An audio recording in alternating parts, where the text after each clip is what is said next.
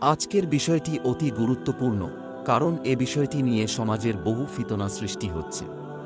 বিশেষ করে আহলে হাদিস ভাইয়েরা মসজিদে জামাতের সঙ্গে মেয়েদের নামাজ আদায়ের পক্ষে কথা বলে থাকেন। আর আহলে সুন্নাত ওয়াল জামাতের অনুসারীরা মেয়েদেরকে বাড়িতে নামাজ পড়ার কথা বলে থাকেন। একজন সাধারণ মানুষ দুই রকম কথাবার্তা শুনে বিভ্রান্তির শিকার হয়ে থাকেন। তাই আমরা দলিল দ্বারা সঠিক কি জানার চেষ্টা করব।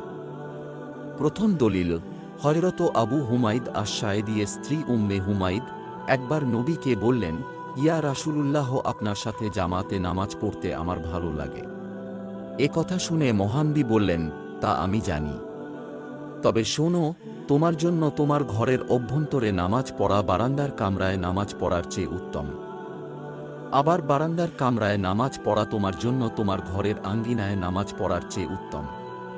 এবং তোমার ঘরের আঙ্গিনায় নামাজ পড়া তোমার জন্য তোমার মহল্লার মসজিদে নামাজ পড়ার চেয়ে উত্তম। একইভাবে তোমার মহল্লার মসজিদে নামাজ পড়া তোমার জন্য আমার মসজিদে এসে আমার সাথে নামাজ পড়ার চেয়ে উত্তম। হাদিসের বর্ণনাকারী বলেন, একথা শোনার পর তিনি পরিবারের লোকদেরকে ঘরের ভিতরে নামাজের স্থান বানাতে বলেন। তাঁর নির্দেশ অনুযায়ী তা নির্মাণ করা হল। এরপর তিনি মৃত্যু পর্যন্ত এখানেই নামাজ পড়তে থাকেন। এ হাদিস দ্বারা স্পষ্ট বোঝা গেল মেয়েরা ঘরে নামাজ আদায় করবে, এটাই উত্তম। সেই জন্যই প্রশ্নকারী মৃত্যুর আগে পর্যন্ত ঘরের ভিতরেই নামাজ আদায় করেছেন। দ্বিতীয় দলিল উম্মে সালামা থেকে বর্ণিত, রাসূলুল্লাহ ইরশাদ করেন, নারীদের নামাজের উত্তম জায়গা হল তাদের ঘরের নির্জন কোণ।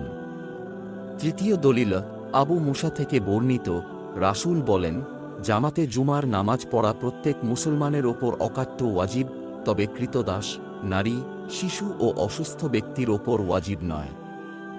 চতুর্থ দলিল, হযরত আয়েশা সিদ্দিকা রাজি থেকে বর্ণিত, তিনি বলেন, প্রিয় নবী ইন্তিকালের পর মহিলাদের মধ্যে যে ধরনের পরিবর্তন এসেছে সেটা যদি তিনি দেখতেন, তাহলে নিঃসন্দেহে তিনি তাদেরকে মসজিদে আসা থেকে নিষেধ করতেন।